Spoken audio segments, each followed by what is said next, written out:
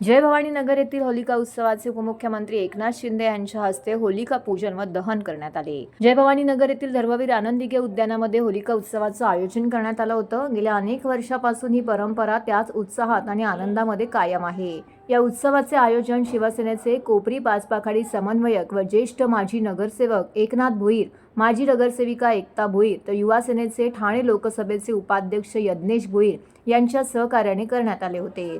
सदर कार्यक्रमाला महाराष्ट्र राज्याचे माजी मुख्यमंत्री विद्यमान उपमुख्यमंत्री एकनाथ शिंदे हे गेली अनेक वर्ष न चुकता या होलिका उत्सवाला भेट देतात।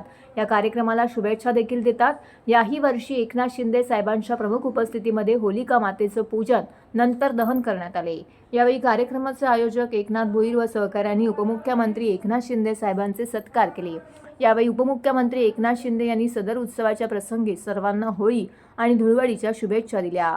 यावेळी शिवसेनेचे कोपरी पाचपाखाडी समन्वयक व ज्येष्ठ माजी नगरसेवक एकनाथ अनंत भोईर, माजी नगरसेविका एकता भोईर, शाखा प्रमुख संजय जाधव, युवा सेना ठाणे लोकसभा उपाध्यक्ष यज्ञेश भोईर, युवराज भोईर, विलास राऊत, मनोज साळवी, राजेश माने, दिलीप साळुंके, सुभाष थोरात, युवा सैनिक, महिला आघाडी पदाधिकारी, समस्त शिवसैनिक बंधू भगिनी मोठ्या संख्येने उपस्थित होते।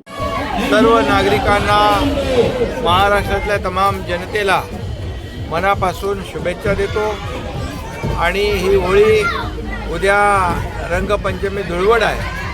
अतिशय नैसर्गिकरित्या पर्यावरणपूरक अशी होळी नागरिकांनी साजरी करावी अशा शुभेच्छा देतो, असं आवाहन करतो। आणि प्रदूषणमुक्त होळी आणि रासायनिक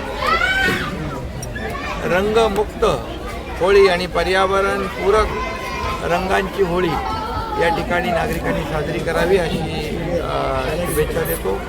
आणि खऱ्या अर्थाने महाराष्ट्रातल्या तमाम जनतेच्या आयुष्यामध्ये असेच आनंदाचे क्षण येऊ दे, आनंदाच्या रंगाची उधळण होऊ दे आणि या महाराष्ट्रावरची इडापिडा टळो आणि होळीमध्ये जळो आणि लोकांना चांगले दिवस, सुखाचे, समाधानाचे, आमच्या शेतकऱ्यांना, बळीराजाला, लाडक्या बहीण भावांना, सगळ्यांनाच या महाराष्ट्रातल्या तमाम जनतेला चांगले सुखाचे, समाधानाचे दिवस या ठिकाणी येऊ दे। ही होळी गेले 35 वर्ष माननीय उपमुख्यमंत्री, महाराष्ट्र राज्याचे यशस्वी मुख्यमंत्री यांच्या हस्ते हिचं पूजन होतं आणि या ठिकाणी एक गाव एक होळी ही याची प्रथा आहे। आणि परंतु या ठिकाणी तुम्ही पाहता मोठ्या प्रमाणात नागरिकांचा उत्साह, महिलांचा उत्साह या होळीच्या दरम्यान बघायला मिळतो। आणि त्याचबरोबर आपण या परिसरातील सर्व नागरिकांना मनापासून होळीच्या शुभेच्छा देतो आणि या होळीमध्ये दारिद्र्य, दुःख सगळे जळून जाऊ द्या, चांगली सद्बुद्धी येऊ द्या, जे चुकीचे विचार आहेत ते दहन करण्याची खरी होलिका मातेची हे आहे। आणि म्हणून होलिका मातेमध्ये जे काय चुकीच्या वाईट प्रवृत्ती जी असते ती नष्ट व्हायला पाहिजे आणि चांगली प्रवृत्ती लोकांमध्ये यायला पाहिजे, चांगल्या वेळेस लोकांमध्ये यायला पाहिजे। राज्यातील महायुती सरकार विकासकामातून आणि जनकल्याण योजनेच्या माध्यमातून सर्वसामान्यांच्या जीवनात आनंदाच्या सप्तरंगाची उधळण करत असून राज्यातील जनतेच्या आयुष्यात सुखाचे आणि समृद्धीचे दिवस येवोत अशा शब्दात राज्याचे उपमुख्यमंत्री एकनाथ शिंदे यांनी राज्यातील जनतेला धुलीवंदनाच्या शुभेच्छा दिल्या। दरम्यान देशाचे पंतप्रधान नरेंद्र मोदी यांना मॉरिशस सरकारच्या वतीने सर्वोच्च नागरी पुरस्काराने सन्मानित केल्याबद्दल त्यांचं अभिनंदन करून त्यांच्यामुळे भारताचा जगात नावलौकिक वाढत आहे ही तमाम भारतीयांसाठी अभिमानाची गोष्ट असल्याचं सांगितलं। ठाणे येथील निवासस्थानी कुटुंबियासमवेत उपमुख्यमंत्री शिंदे यांनी नैसर्गिक रंगांची उधळण करीत धुलीवंदनाचा सण साजरा केला। यावेळी पत्नी लता, मुलगा खासदार डॉक्टर श्रीकांत शिंदे, स्नुषा वृषाली, नातू रुद्रांश यांच्यासह कार्यकर्ते, माध्यमांचे प्रतिनिधी, पोलीस यांच्यासोबत त्यांनी धुळवड साजरी केली। धुलीवंदन हा सण सर्वांच्या पर्यावरणपूरक पद्धतीने आणि नैसर्गिक रंगाच्या साथीने साजरा करावा असं आवाहन करत उपमुख्यमंत्र्यांनी राज्यातील जनतेला धुलीवंदनाच्या शुभेच्छा दिल्या। धुळवड खेळताना रासायनिक रंग टाळून नैसर्गिक रंगाचा वापर करावा, पर्यावरणाचा समतोल राखणे आपले कर्तव्य असून होळी साजरी करण्यासाठी होळी साजरी करताना महाराष्ट्र सुजलाम सुफलाम हो अशी भावना व्यक्त केल्याचं उपमुख्यमंत्री शिंदे यांनी यावेळी माध्यमांशी बोलताना सांगितले. शिवसेना शाखा कशिश पार्क सार्वजनिक उत्सव कमिटी व सिद्धिविनायक सेवा समिती यांच्या वतीने माजी नगरसेवक विकास कृष्णा रेपाळे, माजी नगरसेविका नम्रता भोसले जाधव यांच्या सहकार्याने कशिश पार्क येथे धुळवडी निमित्त रंगोत्सव उत्सव रंगाचा या कार्यक्रमाचं आयोजन केलं होतं. सदर कार्यक्रमात लहानांपासून थोरांपर्यंत सर्व सहभागी झाले होते. रंगात रंगून नाचत गाचत एकमेकांना रंग लावत धुळवडीच्या शुभेच्छा देत होते. सदर प्रसंगी माजी नगरसेविका नम्रता भोसले जाधव तसेच माजी नगरसेवक विकास कृष्णा रेपाळे यांनीही नागरिकांना होळी आणि धुळवडीच्या शुभेच्छा दिल्या.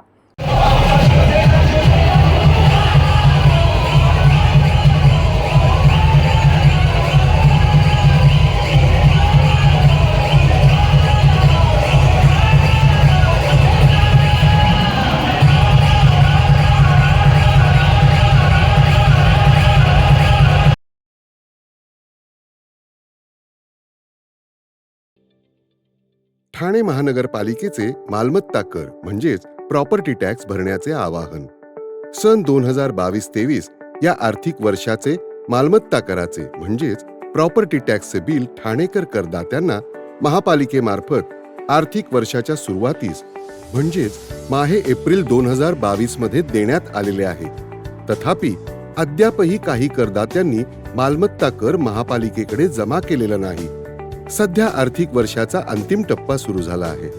मालमत्ता कर वसुलीसाठी महापालिकेतर्फे कडक कारवाई हाती घेण्यात आली आहे.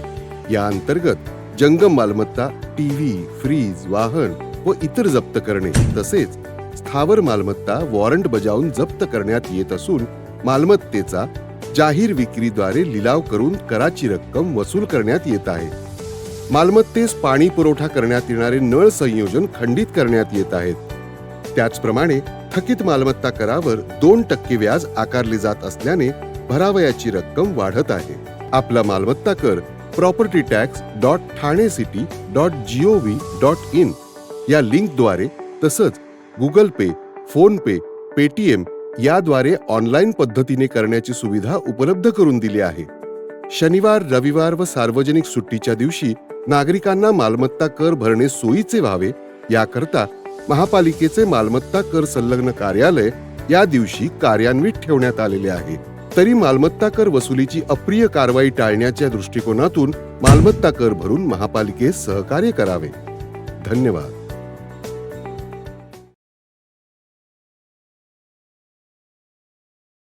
राष्ट्रवादी काँग्रेस पार्टीच्या ठाणे शहर जिल्हा मध्यवर्ती कार्यालयाबाहेर काल धुळवडीचा जल्लोष पाहायला मिळाला. राष्ट्रवादी काँग्रेसचे महाराष्ट्र प्रदेश प्रवक्ते व जिल्हाध्यक्ष आनंद परांजपे यांनी कार्यकर्त्यांसह धुळवडीचा उत्साहच आनंद लुटला. यावेळी नैसर्गिक रंगांचा वापर करत पर्यावरणपूरक संदेश देण्यात आला. कार्यकर्त्यांनी एकमेकांना रंग लावत आणि ढोलताशांच्या गजरात आनंद उत्सव साजरा केला. या प्रसंगी आनंद परांजपे यांनी कार्यकर्त्यांना एकत्र राहण्याचे आणि पक्ष बांधणीसाठी अधिक जोमाने कार्य करण्याचं आवाहन केलं. धुळवड ही केवळ रंगांचा उत्सव नसून कार्यकर्त्यांमधील ऐक्य आणि ऊर्जा वाढवण्याचा दिवस आहे, असंही ते म्हणाले. धुळवडीच्या सोहळ्यामध्ये अनेक कार्यकर्त्यांनी सहभाग घेतला. रंगांनी न्हालेल्या वातावरणात पक्षाच्या भविष्यातील वाटचालीसाठी नवचैतन्य निर्माण झाले होते.